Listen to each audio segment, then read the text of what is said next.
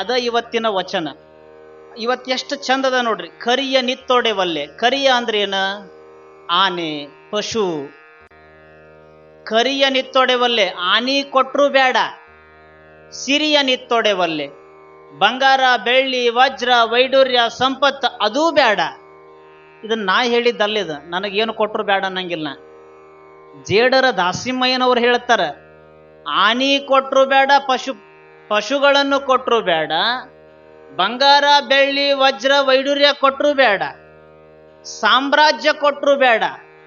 ಏನು ಕೊಡಂತ ಕೇಳ್ಯಾರಂತಂದ್ರ ಅವರು ಶರಣರ ಒಂದಿಷ್ಟು ಅದ್ಭುತವಾಗಿರ್ತಕ್ಕಂಥ ಇಂಥ ಪ್ರವಚನ ನಡೆದಿರ್ತದಲ್ಲ, ಒಂದು ಅರೆಗಳಿಗೆ ಅಂದ್ರೆ ಎಷ್ಟು ಹೇಳ್ರಿ? ಬಾಳ ಒಂದು 10 ಸೆಕೆಂಡ್ ಆ ಶಬ್ದವನ್ನ, ಆ ಮಹಾತ್ಮರ ವಾಣಿಯನ್ನ ಕೇಳುವಂತ ಸಮಯ ಕೊಟ್ಟು ಬಿಡು, ನೀ ನನ್ನಂತೆ ಇದ್ದಂಗ ಆಕೈತಿ ಅಂತ ಹೇಳಿ ರಾಮನಾಥರಲ್ಲಿ, ಯಾರ ಹತ್ತಿರ ರೀ? ರಾಮನಾಥರಲ್ಲಿ ಕೇಳ್ತಾರ. ನಾವು ಬಿಟ್ಟೇವೇನ್ರಿ? ನಮಗೆ ಏನು ಕೊಡ್ತೇವಂತ ದೇವ್ರು ಹೇಳೋದು ಬೇಡ, ನಮ್ಮ ಲಿಸ್ಟ ಉದ್ದಿರ್ತಾವ. ಏನೇನು ಕೇಳ್ತೇವೆ ಹೇಳ್ರಿ ನಾವು? ಮನಿ ಕಟ್ಟವ್ರ ಮನಿ ಲಘು ಮುಗಿಲಿ ಅಂತ ಕೇಳ್ತೇವಿ, ಹೊಲ ಇಲ್ಲದವ್ರ ಹೊಲ ಕೊಡ್ ಅಂತ ಕೇಳ್ತೀವಿ. ಹಿಂಗ ಒಬ್ಬ ಜಮೀನ್ದಾರ, ಒಂದು ಸುಮಾರು ಭಾಳ ದೊಡ್ಡ ವಾಡೆ ಇತ್ತು, ಒಂದು 20 ಎಕರೆದಾಗ ವಾಡೆ ಇತ್ತು. ಅವನು ಭಾಳ ದೊಡ್ಡ ವಾಡೆ. ಆ ಜಮೀನ್ದಾರಗ 4,000 ಎಕರೆ ಜಮೀನಿತ್ತು. ಎಷ್ಟಿತ್ರಿ? 4,000 ಎಕರೆ ಜಮೀನಿತ್ತು. ಆ ಜಮೀನ್ದಾರಗ 4,000 ಎಕರೆ ಜಮೀನ, 4 ಮಂದಿ ಮಕ್ಕಳು. ಭಾಳ ಬಿಸಿಲ.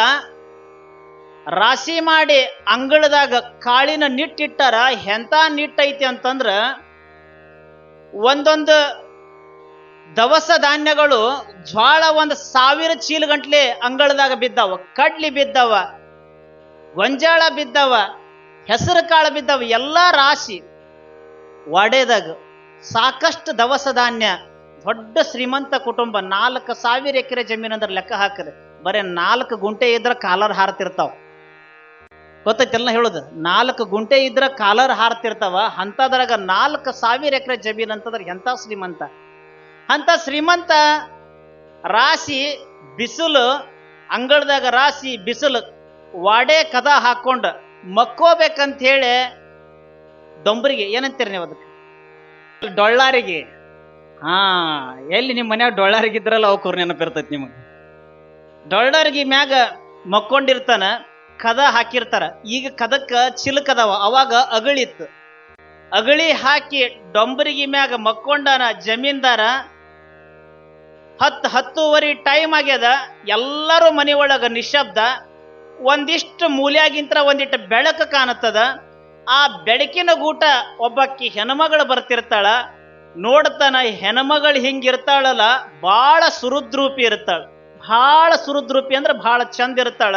ಹನಿ ಮ್ಯಾಗ ಕುಂಕುಮ, ಕೈತುಂಬ ಬಳಿ, ಕಾಲೊಳಗ ನಾದ, ಗೆಜ್ಜೆಯ ನಾದ ಕೇಳಲಿಕ್ಕತ್ತದ. ಕೈಯಾಗ ಆರ್ತಿ ಹಿಡ್ಕೊಂಡ ದೇವ್ರ ಮನೆಯಾಗಿಂತ್ರ ಹೊರಗೆ ಬರ್ತಿರ್ತಾಳೆ. ಆ ಜಮೀನ್ದಾರನ ಕಣ್ಣಿಗೆ ಬೀಳ್ಗೊಡ್ದ ಸ್ವಸ್ತ್ಯಾರ ಅಂತ ತಿಳ್ಕೊಂಡಾನ. ಸ್ವಸ್ತ್ಯಾರ ಇಷ್ಟು ಚಂದ ಇಲ್ಲ ಮನ್ಯಾಗ. ಯಾರ ಬೀಗರು ಬಿಜರು ಬಂದಾರ ಅಂತ ತಿಳ್ಕೊಂಡ್ರೆ ಯಾರು ಬಂದಿಲ್ಲ. ರಾತ್ರಿ ಆಗ್ಯದ. ಅವಾಗ ಆಕಿ ಬರುವುದನ್ನ ನೋಡಿ ಈ ಜಮೀನ್ದಾರ ಡೊಳ್ಳಾರಿಗೆ ಮ್ಯಾಗ ಏನು ಮಕ್ಕೊಂಡಿದ್ದಲ್ಲ, ಯಾರವರು ಅಂತ ಕೇಳ್ತಾನ. ಯಾರವರು ಅಂತ ಕೇಳಿದಾಗ ಆ ತಾಯಿ ಹೇಳ್ತಾಳ, ನಾನು ಮಹಾಲಕ್ಷ್ಮಿ ಅಂತೇಳಿ. ನಾನು ಮಹಾಲಕ್ಷ್ಮಿ ಅಂದಾಗ, ಯವ್ವ ನಂದು 10ನೇ ತೆಲಿಯದ, 9 ತೆಲಿ ದಾಟಿ ಹೋಗ್ಯಾವ. ಹಿಂದ್ 9 ತೆಲಿ ಅವ್ರೆಲ್ಲಾರು ಕಲ್ಲು ಲಕ್ಷ್ಮಿನ ಪೂಜಾ ಮಾಡ್ಯಾರ. ನಂದು 10ನೇ ತೆಲಿ, ನನ್ನ ಜನ್ಮ ಪಾವನ ಆತು. ಸಾಕ್ಷಾತ್ ಲಕ್ಷ್ಮೀ ದರ್ಶನ ಕೊಟ್ಟೆಲ್ಲ, ನನ್ನ ಜನ್ಮ ಪಾವನ ಆತು ಅಂತಾನ. ಆತು ಅಂತೇಳಿ ತಾಯಿ ಅವನ ಕಡೆ ನೋಡಲಾರದ ಮುಂದೆ ಹೊಕ್ಕಿರ್ತಾಳ ಮಹಾಲಕ್ಷ್ಮಿ. ಯವ್ವ ದರ್ಶನ ಕೊಟ್ರೆ ಎಲ್ಲಿ ಹೊಂಟಿ ಅಂತ ಕೇಳತ್ತಾನ ಜಮೀನ್ದಾರ. ಅವಾಗ ತಾಯಿ ಹೇಳ್ತಾಳ, ಎಷ್ಟು ದಿನ ಅಂತ ಈ ಮನ್ಯಾಗಿರ್ಲಿ, 900 ವರ್ಷ ಆತು. ಇನ್ನೂ ಈ ಮನೆ ಒಳಗಿದ್ದು ಏನು ಸಾಧಿಸುದದ? ಹೋಗಾತೇನಿ, ಎಲ್ಲಿ ಹೊಂಟಿ ಅಂತ ಕೇಳಿದಾಗ ಜಮೀನ್ದಾರ ಅವಾಗ ಮಹಾಲಕ್ಷ್ಮಿ ಹೇಳ್ತಾಳ, ಇಲ್ಲ ನಾನು ಯಾರನ್ನಾರ ಉದ್ಧಾರ ಮಾಡಿದ್ರಾತಂತೇಳಿ ಹೊಂಟೇನಿ ಅಂತೇಳಿ ತಾಯಿ ಮಹಾಲಕ್ಷ್ಮಿ ಹೇಳಿದಾಗ, ಯವ್ವ 900 ವರ್ಷದಿಂತ್ರ ನಮ್ಮ ಮನ್ಯಾಗ ಉಳ್ದಿ. ಈಗ ನೀ ಏನಾದ್ರೂ ಹೋದಿ ಅಂತಂದ್ರ ನನ್ನ ಮಕ್ಕಳೆಲ್ಲ ಹರಿವಿ ಪಲ್ಯ ಅಕ್ಕಾವ, ನನ್ನ ಮೊಮ್ಮಕ್ಕಳು ದಿಕ್ಕಾಪಾಲ್ ಅಕ್ಕಾವ. ಸುತ್ತ 10 ಹಳ್ಳಿಗೂ ಕೂಡ ಹೆಸರಾಂತ ವಾಡೆ ಅದ, ಜಮೀನ್ದಾರ ಅಂತ ಕರೆದಾರ. ನೀ ಇಲ್ಲದ ಕಾಲಕ್ಕೆ ಇದ್ಯಾವುದು ಇರೋಂಗಿಲ್ಲ, ನೀ ಹೋಗಬೇಡ ಅಂತ ಪರಿಪರಿಯಾಗಿ ಕಣ್ಣಾಗ ನೀರು ಹಾಕುವಂತ ತಾಯಿಯನ್ನ ಬೇಡ್ಕೊಳ್ತಾನ. ಯಾರು? ಜಮೀನ್ದಾರ. ಅವಾಗ ತಾಯಿ ಹೇಳ್ತಾಳ, ನಾ ನಿಂದ್ರೋಂಗಿಲ್ಲ, ಹೋಗ್ಕೇನಿ ಅಂತಂದಾಗ ಬೇಡ ಬೇಡ ಅಂತ ಪರಿಪರಿಯಾಗಿ ಬೇಡ್ಕೊಂಡ್ರು. ಇವ ಅಳುತ್ತಿರ್ತಾನ. ಅಳುವಂತ ಸಂದರ್ಭದೊಳಗ ತಾಯಿ ಹೇಳ್ತಾಳ, ಮಹಾಲಕ್ಷ್ಮಿ ಹೋಗುದು ಹೊಂಟೇನಿ, ಹಂಗ ಹೋಗೋಂಗಿಲ್ಲ, ಏನು ಬೇಕ ಕೇಳು, ಇನ್ನು 10 ಜನ್ಮಕ್ಕೆ ಆಗುವಷ್ಟು ಕೊಟ್ಟು ಹೋಗ್ಕೇನಿ ಅಂತೇಳಿ ಮಹಾಲಕ್ಷ್ಮಿ ಹೇಳ್ತಾಳೆ. ಅವಾಗ ಯವ್ವ ನಾನು ಮುದುಕ, ನಂದು ವಯಸ್ಸಾಗ್ಯದ, ಹಿರೇತನ ಎಲ್ಲ ಮಕ್ಕಳ ಕೈಯಾಗ ಬಿಟ್ಟು ಕೊಟ್ಟೇನಿ, ಹಿರೇತನ ಎಲ್ಲ ಮಕ್ಕಳ ಕೈಯಾಗ ಬಿಟ್ಟು ಕೊಟ್ಟೇನಿ, ಅವ್ರನ್ನ ಒಂದಿಷ್ಟು ಕೇಳಿ ಕಾಸ ನಿನಗೆ ಹೇಳ್ತೇನು, 1 ದಿನ ವಸ್ತಿ ಇರು ಅಂತ ಹೇಳಿ. ಯಾರು ಕೇಳ್ತಾರ್ರಿ? ಯಾರು ಕೇಳ್ತಾರ್ರಿ? ಏನಂತ ಕೇಳಿರಿ ನೀವು ಕರೆಕ್ಟ್ ಹೇಳತ್ತೀರಿ, ನಿಮ್ಮ ಹೋಗೋಳು ಲಕ್ಷ್ಯ ಈ ಕಡಿಸೆ ಇಲ್ಲ. ಜಮೀನ್ದಾರ ಹೇಳ್ತಾನೆ, ನಾನು ಹಿರೇತನ ನಂದಿಲ್ಲ, ಮಕ್ಕಳದ್ದದ, ಇವತ್ತು 1 ದಿನ ಉಳಿ, ನಾಳೆ ಅವ್ರನ್ನ ಕೇಳಿ ಹೇಳ್ತೇನೆ ಅಂತ ಹೇಳಿ ಕಾಸ ಜಮೀನ್ದಾರ ಹೇಳಿದಾಗ ತಾಯಿ ಹೇಳ್ತಾಳ ಆತ್ ಅಂತ ಹೇಳಿ ಒಳಗೆ ಹೋಗಿ ಜಗಲಿ ಮ್ಯಾಗ ಕುಂದಿರ್ತಾನ. ರಾತ್ರಿಯೆಲ್ಲ ಮಲ್ಕೊಳ್ಳಂಗಿಲ್ಲ ಇವ, ರಾತ್ರಿಯೆಲ್ಲ ಮಲ್ಕೊಳ್ಳಂಗಿಲ್ಲ, ಕಣ್ಣಾಗ ನೀರು ಸೋರ್ತಿರ್ತಾವ, ಸಾಕಷ್ಟು ತ್ರಾಸ ಆಕಿರ್ತದ. ಇನ್ನು ನನ್ನ ಕುಟುಂಬದ ಪರಿಸ್ಥಿತಿ ಏನಂತ ಹೇಳಿ ವಿಚಾರ ಮಾಡ್ತಿರ್ತಾನ. ಅಂತ ಸಂದರ್ಭದೊಳಗ ಬೆಳಕು ಹರಿತದ. ಬೆಳಕು ಹರಿದ ಮ್ಯಾಗ ಮೊಮ್ಮಕ್ಕಳು ಎಲ್ಲರೂ ಬಂದ ಅಜ್ಜನಂತೆ ಕುಂತಿರ್ತಾರ. ಅಜ್ಜ ಅಳುದನ್ನ ನೋಡಿ ಮೊಮ್ಮಕ್ಕಳ ಅಪ್ಪನ ಮುಂದೆ ಹೋಗಿರ್ತಾರೆ, ಯಾಕೋ ಅಜ್ಜ ಅಳಾಕತ್ತಾನ ಅಂತೇಳಿ. ಯಾಕೆ ಅಜ್ಜ ಅಳಾಕತ್ತಾನ ಅಂತ ಹೇಳಿ ಕಾಸ ಮನ್ಯಾಗ 4 ಮಕ್ಕಳು, 4 ಮಂದಿ ಹೆಂಡ್ರು ಎಲ್ಲರೂ ಬಂದ ಅಜ್ಜನಂತೆ ಆ ಜಮೀನ್ದಾರನಂತೆ ಕುಂದಿರ್ತಾರ. ಯಾಕೆ ಅಳಾಕತ್ತಿದಿ ಅಂತ ಹೇಳಿ ಕಾಸ ಕೇಳ್ತಾರ. ಅವಾಗ ಏನು ಹೇಳುದದ ಅಂತೇಳಿ ಇವ ದುಃಖಿಸಿ ದುಃಖಿಸಿ ದುಃಖಿಸಿ ಅಳತಿರ್ತಾನ. ಇವಾಗ ಏನು ಚಿಂತೆ, ನನ್ನ ಮನಿ ನಾಶ ಆಕ್ಕೈತಿ, ಲಕ್ಷ್ಮಿ ಮನಿ ಬಿಟ್ಟು ಹೋದ್ರ ಮಕ್ಕಳು ದಿಕ್ಕಾಪಾಲಕ್ಕಾವು ಅಂತೇಳಿ ಇವಾಗ ಚಿಂತೆದ.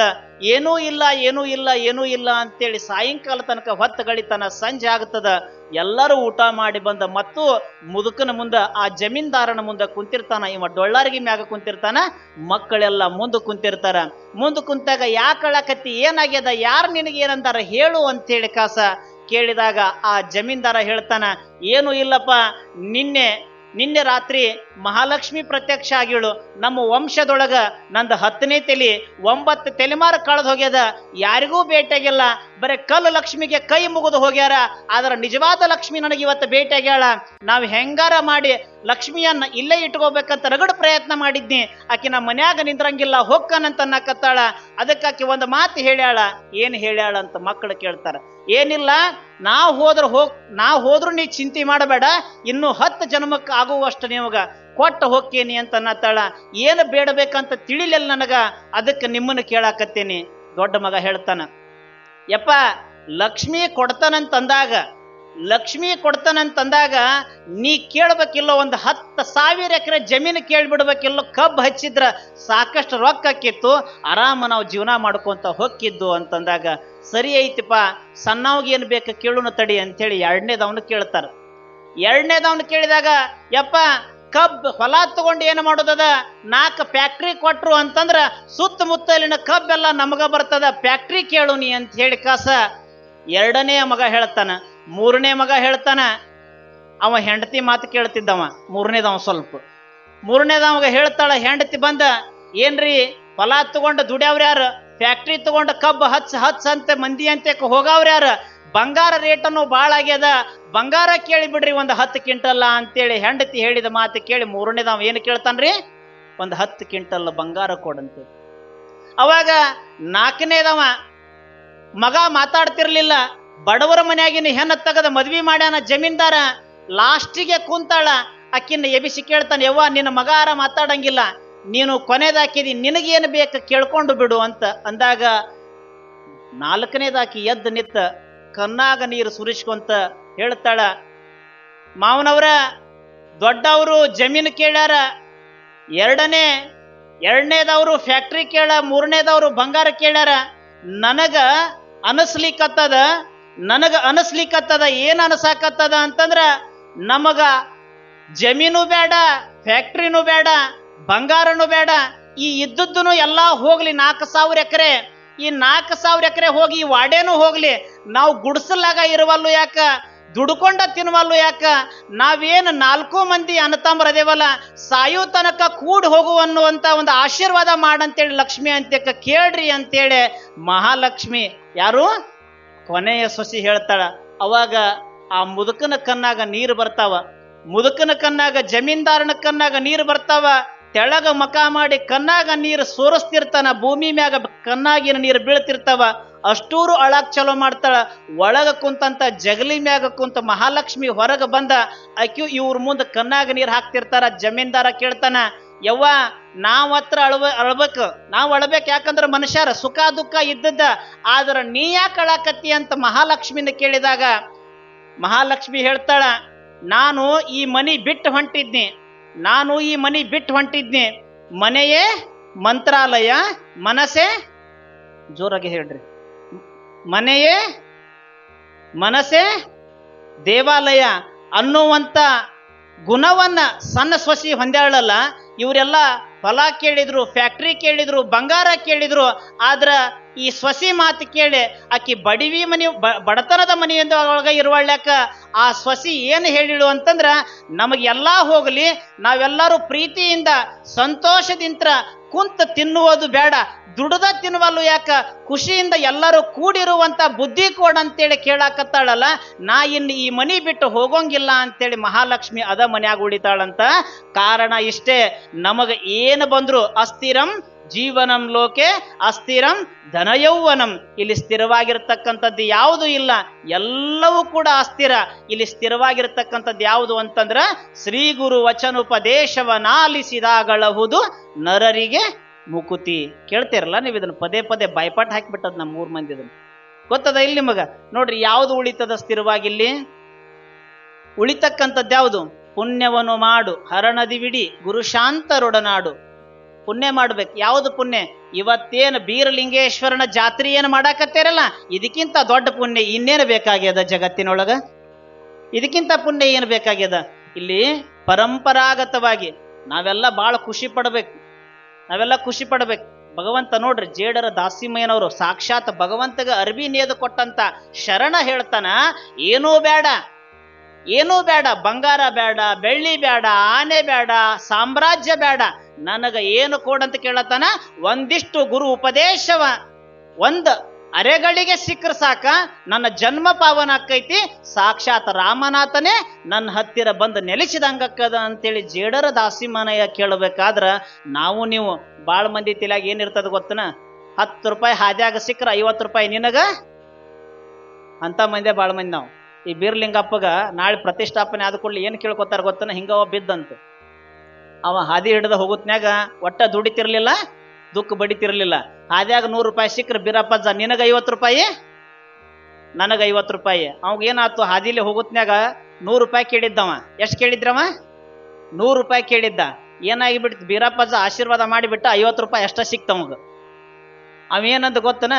ಬೀರಪ್ಪಜ್ಜ ಭಾಳ ಶಾನೆ ಅದಾನ, ಬೀರಪ್ಪಜ್ಜ ಭಾಳ ಶಾನೆ ಅದಾನ. ನಾ 100 ರೂಪಾಯಿ ಸಿಕ್ಕರೆ ನನಗ 50 ರೂಪಾಯಿ, ನಿನಗ 50 ರೂಪಾಯಿ ಅಂತಿದ್ನಿ. ಅವ 50 ರೂಪಾಯಿ ತಂದು ಮುರ್ಕೊಂಡನ, ನನಗ 50 ರೂಪಾಯಿ ಕೊಟ್ಟಾನಂತಂತವ. ಅಂತ ಮಂದಿ ನಾವೆಲ್ಲ. ಹೆಂಗಂತಂದ್ರ ಏನಾದ್ರೂ ದವನೆತನ ಮಾಡೋರು ಎಲ್ಲ ಕಡೆ. ಕರೆನೋ ಸುಳ್ಳು ಇದ? ಎಲ್ಲಿ ಉಳಿತದ ರೀ ಇವತ್ತಿನ ದಿನಮಾನದೊಳಗ? ಯಾಕೆ ಉಳಿಯೋಂಗಿಲ್ಲ ಅಂತಂದ್ರೆ 24 ತಾಸು ಧರ್ಮ ಧರ್ಮ ಧರ್ಮ ಅಂತಂದವ್ರಿಗೇನ ಸಾಕಷ್ಟು ಸಮಸ್ಯೆಗಳು ಬೆನ್ನು ಹತ್ಯಾವ. ಇನ್ನು ಬೆಳಿಗ್ಗೆದ್ದ ಕರ್ಮ ಮಾಡಿ ಕಾಸು ಮತ್ತೆ ನಾವು ಧರ್ಮದ ಹಾದ್ಯಾಗ ಹಿಡಿತೇವಂತಂದ್ರೆ ಬದುಕಾಕ ಸಾಧ್ಯ ಅದನ? ಸಾಧ್ಯ ಇಲ್ಲ. ಅದಕ್ಕೆ ಗುರುವಿನ ವಾಣಿ ಅದಲ್ಲ, ಬರೀ ಜಾತ್ರೆ ಅಷ್ಟ ಮಾಡಾಕತ್ತಿಲ್ಲ ನೀವು. ಇವತ್ತು ನಮ್ಮ ಹುಣಸಿಕಟ್ಟಿ ಒಳಗ ಬೀರಲಿಂಗೇಶ್ವರನ ಜಾತ್ರೆ ಅಷ್ಟ ನಡೆದಿಲ್ಲ, ಇಲ್ಲಿ ಜಾಗೃತಿಯ ಜಾತ್ರೆ ಮಾಡಾಕತ್ತಿರಲ್ಲ. ಇದು ನಿಜವಾದ ಗುರುವಿನ ಸ್ಮರಿಸುವಂಥದ್ದು, ಗುರುವಿನ ಆರಾಧಿಸುವಂಥದ್ದು, ಗುರುವಿನ ಉಪದೇಶ ಕೇಳುವಂಥದ್ದು. ಇಂಥ ಪುಣ್ಯಮಯವಾಗಿರ್ತಕ್ಕಂಥ ಭೂಮಿ ಒಳಗ ನಾವು ಹುಟ್ಟಿ ಶರಣರು ಮೆಟ್ಟಿದ ದರೆಯೇ ಪಾವನವಯ್ಯ ಅನ್ನುವಂಥ ನಿಟ್ಟಿನೊಳಗ ನೀವೆಲ್ಲರೂ ಕೂಡ ಎಲ್ಲ ಬಿಟ್ಟ ಕಾಸು ಇಷ್ಟೊಂದು ಅದ್ದೂರಿಯಾಗಿ, ಮೊನ್ನೆ ಕಲ್ಲಪ್ಪಜ್ಜನ ಜಾತ್ರೆ, ಅದರ ನಂತರ ರುದ್ರಪ್ಪಜ್ಜನ ಜಾತ್ರೆ, ಈಗ ಬೀರಪ್ಪಜ್ಜನ ಜಾತ್ರೆ, ಹಿಂಗ ಸದಾವಕಾಲ ಜಾತ್ರೆಗಳು ನಡೆಯುವುದರ ಜೊತೆಗೆ ಜಾತ್ರೆಗಳು ನಡೆಯುವುದರ ಜೊತೆಗೆ ಜಾತ್ರೆಗಳು ಬಹುಶಃ ಎಲ್ಲಾ ಕಡೆ ಜಾತ್ರೆ ಹೆಂಗ್ ಮಾಡ್ತಾರ ಗೊತ್ತನ? ಎಲ್ಲಾ ಕಡೆ ಜಾತ್ರೆ ಮಾಡೋದು ನೋಡೇನಿ. ಎಲ್ಲಾ ಕಡೆ ಎಂತ ಜಾತ್ರೆ ಮಾಡ್ತಾರ ಅಂತಂದ್ರ ಗರ್ವದ ಜಾತ್ರೆ ಮಾಡೋರು ಬಹಳ ಮಂದಿ ಅದಾರ. ಗರ್ವದ ಜಾತ್ರೆ ಮಾಡೋರು ಬಹಳ ಮಂದಿ ಅದಾರ.